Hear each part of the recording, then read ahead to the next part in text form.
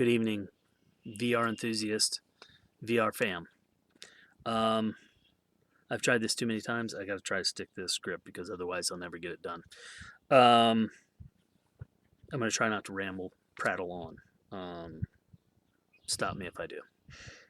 I want to say one thing at the outset. I've gotten a few messages from folks. There's a perception that Denise, my wife, who is the main point of contact for order related issues. She processes orders. She heads up shipping, getting stuff shipped out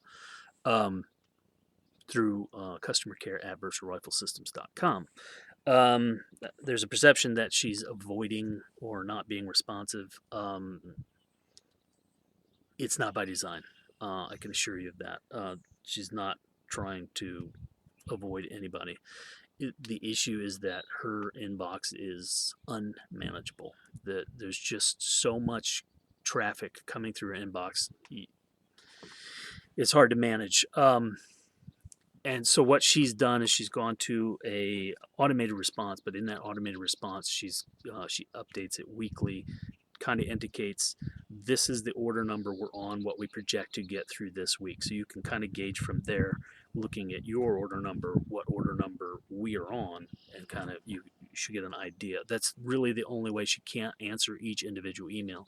She's already looking when she pulls an order to process it. She's looking because we have a lot of folks, and the way the site's set up, sometimes it's confusing. So folks will order a rifle, but not order so they come back and order controller connectors. So as a courtesy, we go through and we marry all that stuff, refund any extra shipping, and ship it all together. So if you've got multiple orders out with us, as a courtesy, what she does, we're not shipping each thing individually and you're paying for all that shipping. We refund and we ship one box with everything in it. So all that stuff is really time consuming. So going through and answering every email, where's my order? And we don't have any other resources to go through that stuff. So it's just really time consuming and it's unmanageable. So, and that's the biggest question. What's the main question that's coming into the inbox? Where's my order? It's been our biggest problem since I started this. It was a problem last year and that problem only grew. We thought we would get ahead of it with going to injection mold and the main pieces, which took the longest to print. And would have if sales would have done this, but sales did this. So the continued growth, that's not enough. So bullet point number one is 3PL, third-party logistics. We had our first onboarding meeting today with our 3PL partner. We had already I've shipped bulk rifles to 2 different warehouses. That's moving forward here in about 2 weeks. All orders will be fulfilled from those. They'll be picking, packing, shipping from those warehouses. So what we're waiting on is one of the things I've been prattling about is the HP printer. I'm just not going to prattle on about that. But if you're in manufacturing and even consumer products, you're seeing supply chains are really reeling right now. Really reeling? Really hurting, suffering, whatever. There's an issue with supply chains right now, and that's raw materials, consumer goods. It's all over the place, and we've not been free of that. It's kind of like it's not just one thing that happens; it's multiple things that happen, right? So our machine goes down, we've got to rely on outsourcing. Their machine goes down. It's stuff like that. So. So kind of what we're waiting on, we've reached the wall on, we ran out of parts. I've got plenty of rifles and a lot of the other things, but I've got a huge PO out to our main outsource. We've still got product, but we don't have a lot of product left. So shipping is slowing down today, tomorrow, Friday. A lot of that stuff starts flowing in next week, Monday. We'll start seeing parts. The reason I'm going through this is what happens is the majority of that stuff is going to the bulk warehouse. But what we'll do is we'll hold some of that product back because it's going to take time for us to ship first to process, to assemble, package, ship in bulk to those warehouses, and then for them to check those all that product in and assign it warehouse spaces. Um, so that's going to take probably a week. So we'll hold enough product back to process orders for a week. And then once all that stuff is assigned a warehouse space, then we flip the switch on 3PL. And on Denise's best day, she wouldn't be able to keep up with what they're going to do. So in about 2 weeks, we go live, and we'll stop shipping orders from our facility, and they'll be shipping from the 2 3PL warehouses. And it's huge. It's huge. What it means for us is in the very near future, when you come to our website, you order a rifle, it's shipping within 2 days.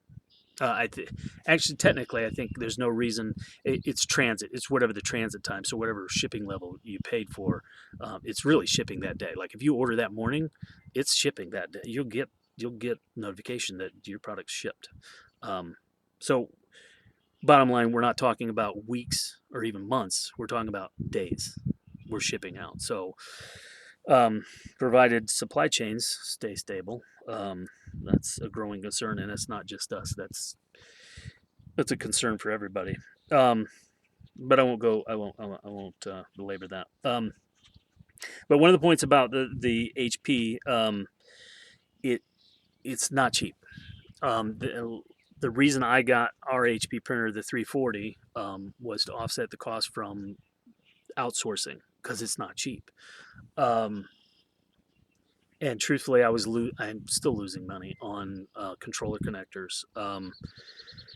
Not at the rate I was, but the price on the site for the controller connectors was under what I was paying per unit. So I was bleeding cash on that. So I had to raise the prices. It truthfully could stand to go up more.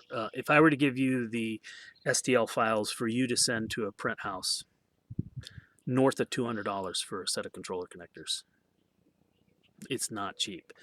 There's a reason for that. Bullet point number 2. In the very near future, that's another option. Actually, if you go on the website, you'll see that now. I did some rearranging on the website to make it easier to build your product. So I got rid of the 3D configurator, and now you have a product page where all the product is available there to add to your order, to build it, customize it the way you want. One of the options, a new option, is self-print. I think that's something self-print. Controller connector self-print option. What that is we're going to make the files available for print. If you have a 3D printer, you know somebody that'll do it for you, you have the option to choose that option to print your own controller connectors, and we'll be selling you the hardware kit, which will include magnets, screws, and brass sensors. But it would be cheaper option than the HP printed product because I have to charge. I can't continue to lose money on that, so I figured we should give the customers an option to do something that they can do themselves, and that would be controller connectors. Haven't really worked out the details on that because we have to validate. I don't want to just go back to it'll mainly be going back to the controller connectors we were providing for when we were FDM printing, but I want to make sure that they're polished up, everything works. Because you could print some of the stuff we send to HP that's printed on an HP, but not all of them. They're just the support, the way FDM works, there's just no way to print it. It wouldn't work. So we have to revert back for that option to a different set of models than what we use for HP printing. But that's coming. Bullet point number 2, self-print option for controller connectors. Then really just looking ahead at what's happening at some point. So I'm looking at 2 weeks that 3PL gets turned on, parts start flowing out the door. And pretty rapidly we're caught up. And the effect of that is that the customer care response time will be greatly enhanced. However, the question won't be there, where's my order? You've already got the shipping notification. You ordered, you get the shipping notification. So we're pretty excited about this. It's a huge move. It's needed. We're at the point where unless we hire a staff, and logistics is not my background, so I'd just rather have folks that's their skill set, let them manage that. And I think it's going to be a good thing for us, especially looking at the growth going into this holiday season and what's coming up in bullet point number 3 and 4. I don't think I'm letting a cat out of the bag. Some folks, this might be news to, might be shocked. How could you? I've put a couple posts out. It's kind of leaked out there, and I think the folks at ProTube have seen it, and they're not had too much heartburn about it. So here we go. We are working with ProTube. We have an NDA with ProTube, and we are working with them to bring the Forcetube to be compatible with the Mark III and bullet point number 4, the Mark IV. I don't really have any timelines on that. We're still early on in the design phase, but in the current configuration, you could Frankenstein something to get that to work, but the way it's designed, the way he mounts on the bottom and where he's connecting to his unit, it's not really optimized to turn around and connect on the top. So it's a redesign of the housing, basically, and I'll leave it at that. But I don't have a timeline. I'm hoping this year, but that's all I got, and I can't really talk much more about it. But we are working with ProTube to hopefully bring the Forcetube to be compatible, or a version of it compatible with the Mark III. And bullet point number 4, and future products like the Mark IV. Again, I've leaked some stuff on that, and folks are, whoa, should I hold off? Should I cancel my order? The Mark IV is not here yet. There's a lot to be contemplated with that for what it does. Some of the things I won't go anymore. The Mark IV will be interesting, and it should open some new doors rather than just gaming. So, but I'll leave it there.